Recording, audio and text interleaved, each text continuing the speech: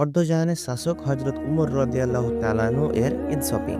ঈদের আগের দিন খলিফা হযরত উমর রাদিয়াল্লাহু তাআলা আনহু এর স্ত্রী তার স্বামীকে বললেন, "আমাদের জন্য ঈদের নতুন কাপড় না হলেও চলবে।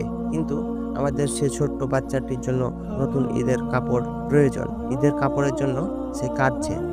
আরব জাহানের শাসক খলিফা হযরত উমর রাদিয়াল্লাহু তাআলা আনহু বললেন, "আমার তো নতুন কাপড় কেনার সামর্থ্য নেই।" পরে খলিফা উমর রাদিয়াল্লাহু তাআলা আনহু তার অর্থমন্ত্রী আবু উবাইদা রাদিয়াল্লাহু তাআলা আনহুকে ১ মাসের অগ্রিম বেতন দেওয়ার জন্য চিঠি পাঠালেন। সমগ্র মুসলিম জাহানের খলিফা যিনি সেই সময় প্রায় অর্ধেক পৃথিবী শাসন করেছেন, তার এ ধরনের চিঠি পেয়ে আবু উবাইদা রাদিয়াল্লাহু তাআলা আনহুর চোখে পানি এসে গেল।